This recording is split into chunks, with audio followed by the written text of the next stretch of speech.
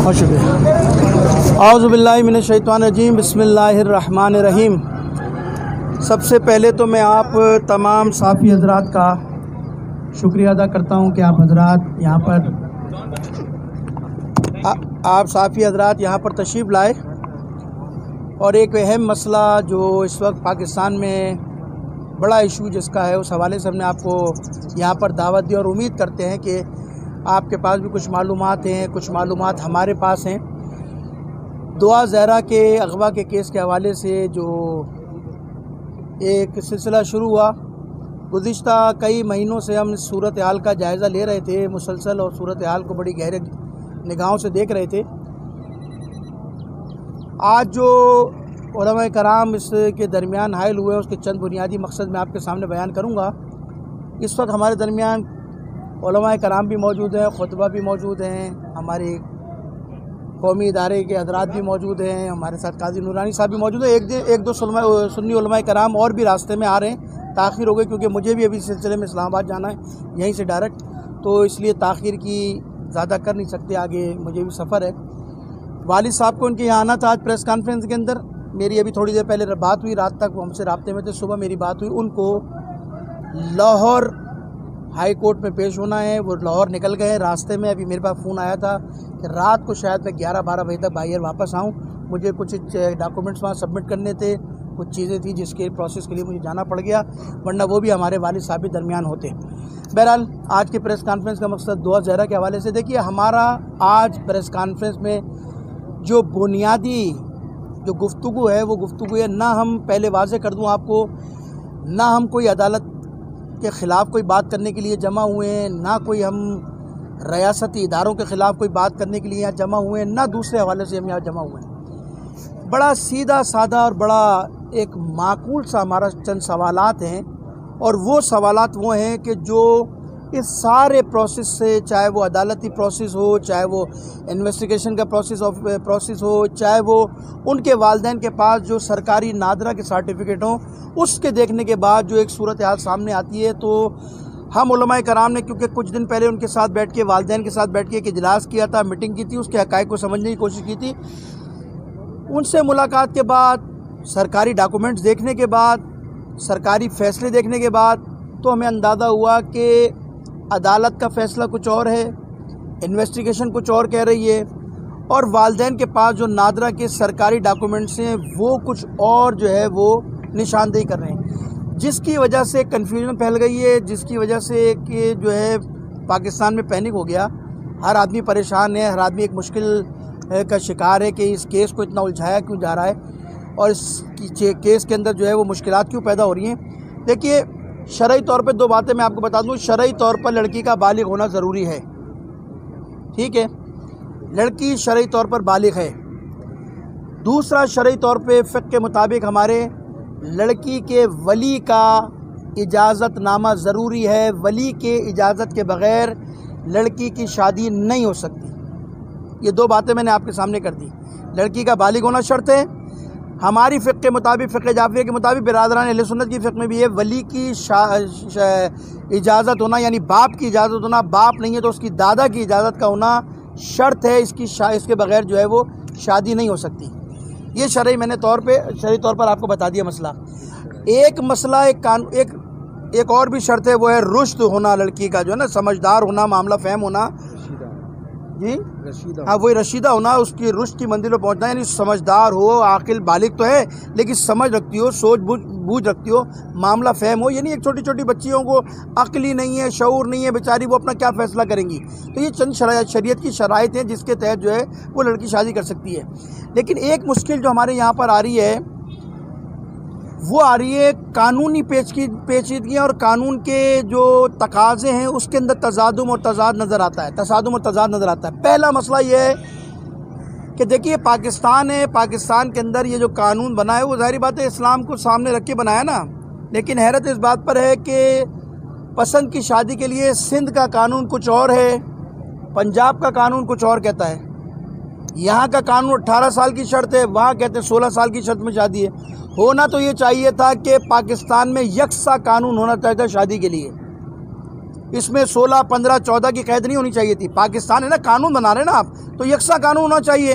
ہوتا کیا ہے, یہاں سے شادی کر کے یہاں سے چلے جاتے ہیں, وہاں شادی ہوتی ہے, پھر وہاں قانون کا سہارا لیا جاتا ہے, جس کی وجہ سے جو آپ نظر آ رہا ہے کیس یہاں آیا اور یہاں سے پھر وہاں کر دیا گیا اور وہاں سے پھر یہاں بھیجا جا رہا ہے. ان کے والد صاحب شاید اسی لیے گئے کہ شاید وہاں کوئی مسئلہ ہوا ہے کیس کے حوالے سے. تو یہ پہلا مسئلہ تو ہے. ہمارا مطالبہ یہ کہ قانون یکساں ہونا چاہیے شادی کے حوالے سے. دوسری ہماری ایڈوائز یہ کہ پاکستان کے اندر شادی کے حوالے سے جو 18 سال کی شرط ہے, اس میں قانون میں تھوڑا سا رد و بدل کر کے کم سے کم, ہماری ایڈوائز یہ کہ کم سے کم لڑکی کا 22 سال کا ہونا شرط ہے, کہ کم سے کم اسے شعور تو ہو. شناختی کارڈ تو ہمارے یہاں پاسپورٹ بھی 2 نمبر بن جاتے ہیں, شناختی کارڈ بھی 2 نمبر بن جاتے ہیں. یہ سارا جھگڑا کس بات کا ہے؟ والد صاحب کا جو میں نے نادرہ کا نکاح نامہ دیکھا, ان کی شادی کو 17 سال ہوئے. لڑکی جس دوران گھر سے غائب ہوئی ہے, جب اس کی اپنا کہتے ہیں درخواست لگی ہے, FIR کٹی ہے, اس وقت اس کی عمر ہے 13 سال 11 مہینے. نکاح نامے کے اندر آپ 18 سال ڈکلیئر کر رہے ہیں, میڈیکل کے اندر آپ 17 سال ڈکلیئر کر رہے ہیں.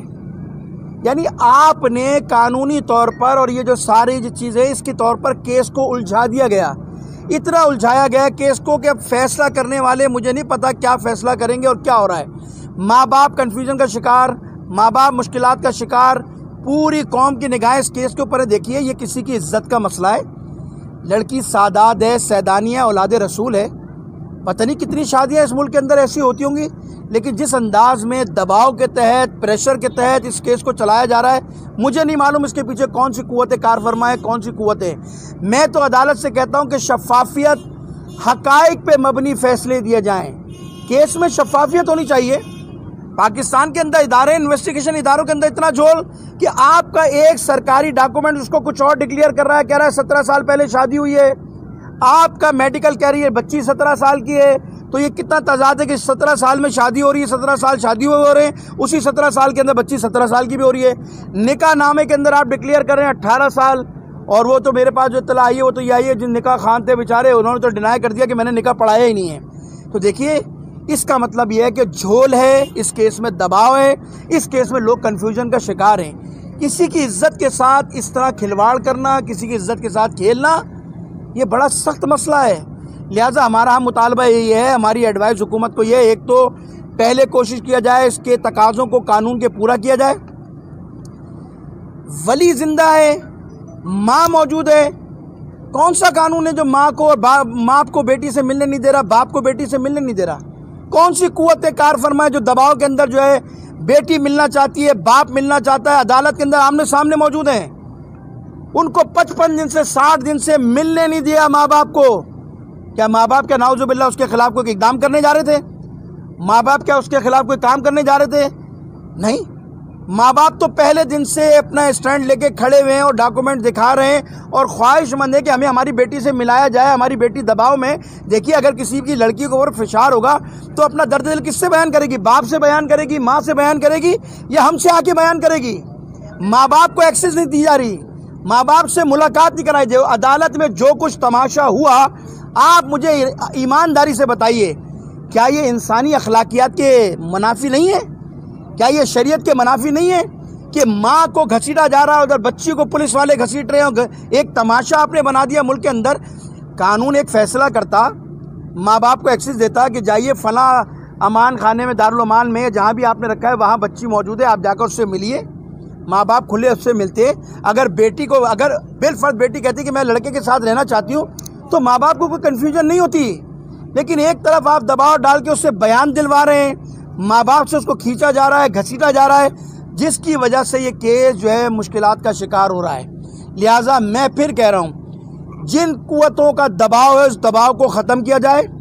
عدالت آزاد انداز میں فیصلہ کرے. دیکھیے میں کسی عدالت کے خلاف پھر کوئی بات نہیں کر رہا کہ پھر ایک نیا مسئلہ چھڑ جائے یہاں پر, لیکن میں اس پاکستان میں پیدا ہوں, مجھے پتہ ہے عدالتوں پہ بھی دباؤ آتا ہے, انویسٹیگیشن کرنے والے اداروں پر بھی دباؤ آتا ہے, اور پھر پاکستان میں بہت کچھ ہوتا ہے. آپ کو 10 تاریخ کو عدالت میں کیس لگنا تھا, 10 تاریخ کو, یہ جو 10 جون گئی ہے, آپ نے اس سے پہلے رات کی تاریخ میں والدین کو فون کیا کل کیس لگ رہا ہے.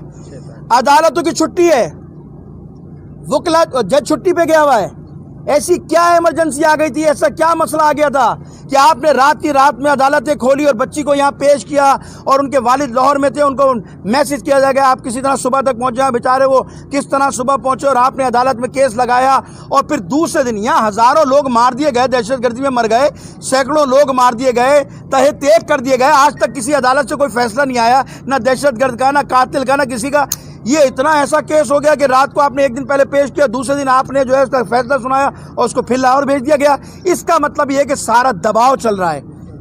کیس میں دباؤ نہیں ہونا چاہیے. ہم علماء کرام صرف اس لیے بیٹھے ہیں اس کے والدین کے ساتھ اس دباؤ کو ختم کیا جائے, آزادانہ انکوائری ہو, شفاف انکوائری ہو. میں پھر کہہ رہا ہوں, ہم کسی عدالت کے خلاف نہیں, لیکن آپ نے کیس کو خود الجھایا ہے. ڈاکومنٹیشن دیکھیے, اس کے تقاضے پورے کیجئے. میڈیکل کے اوپر ان کے والد صاحب نے جو ہے وہ عدم اعتماد کیا ہے. ان کی سربراہی میں, ان کی موجودگی میں جس طرح وہ ریفر کریں اس کے مطابق ایک میڈیکل کمیٹی بنائی جائے, ان کو اعتماد میں لے کر ان کے سامنے یہ سارا پروسیس ہونا چاہیے تاکہ یہ الجھاؤ ختم ہو اور کیس کسی نتیجے کی طرف سے جائے.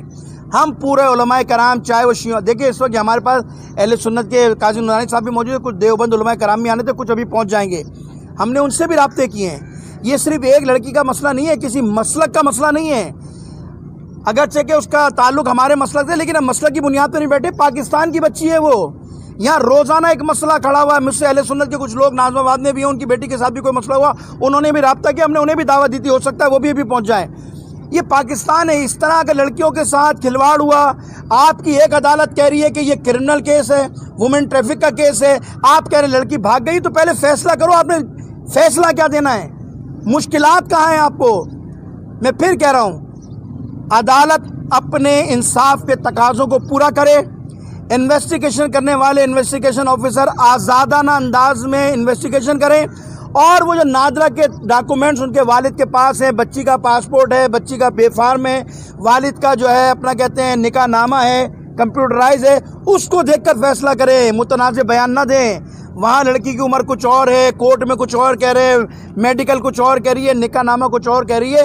لہٰذا ان ساری چیزوں کو دوبارہ انویسٹیگیٹ کیا جائے, اور شفافیت کے ساتھ, بغیر دباؤ کے ساتھ. اگر دباؤ کریں گے تو یہ میں آپ کو بتا دوں, دیکھیں ہم سب اولاد والے ہیں, آپ میڈیا والے بھی, ہم سب یہاں اولاد والے ہیں. یہ کل اللہ نہ کرے ہم میں سے کسی کی بیٹی کا ساتھ ہوگا, ہم کہاں کھڑے ہوں گے؟ یہ پاکستان ہے, یہاں کیا کچھ نہیں ہو رہا. ابھی بلوچستان کے اندر آپ نے نہیں دیکھا ایک وزیر کیا کر رہا تھا لڑکیوں کے ساتھ کھلواڑ؟ کیا ہوا اس کے خلاف کہ یہاں سے لے جا کر ان کے ساتھ ویڈیو بنائی جاتی تھی, کیا کچھ ہوتا تھا. یہ کل میری اللہ نہ کرے بچی ہو, کل آپ کی بچی ہو, تو کیا ہم آزاد چھوڑ دیں گے؟ یہ چھوڑ کر کے یہ سنی کی بچی ہے, شیعہ کی بچی ہے, یہ فلاں کی مسلک کی بچی ہے, یہ پاکستان کی بچی ہے. میں وزیر اعلیٰ صاحب سے کہتا ہوں یہ کیس یہاں سے گیا کیوں؟ کس کا دباؤ تھا پھر اس پر پولیس پر؟ آپ کے آئی جی کو اسی کیس کی وجہ سے معطل کیا گیا. کیا دباؤ ہے ہمیں بتائیں, کس کا دباؤ ہے؟ ہم ادھر رابطہ کریں گے. کیس شفافیت کی بنیاد پر چلنا چاہیے. میں وزیر وفاقی وزیر داخلہ رانا صلی اللہ علیہ صاحب سے بھی کہتا ہوں وہ تعاون کریں اس کیس کے اندر, اس مسئلے کو حل کرنے کے لیے اپنا مؤثر کردار ادا کریں. عدالت اپنے مؤثر کردار ادا کرے. لہٰذا میں پھر ایک بار آپ کا شکریہ ادا کرتا ہوں. میں بالکل واضح کر رہا ہوں, عدالت کے خلاف کسی کے خلاف ہمارا نہیں ہے, کیس چل رہا ہے, لیکن ہم جو بیٹھے ہیں شفافیت کے ساتھ بیٹھے ہیں. ہم اس کے والدین کو تنہا نہیں چھوڑیں گے. اس صورتحال کے اندر ہم اسلام آباد بھی اسی سلسلے میں جا رہے ہیں. قائد ملت جعفریہ علامہ ساجد نقوی کو ہم مسلسل اس کی اپڈیٹ دے رہے ہیں ڈیلی کی بنیاد پر. وہ بھی اس جریان میں موجود ہیں, سارے کیس کو مانیٹر کر رہے ہیں.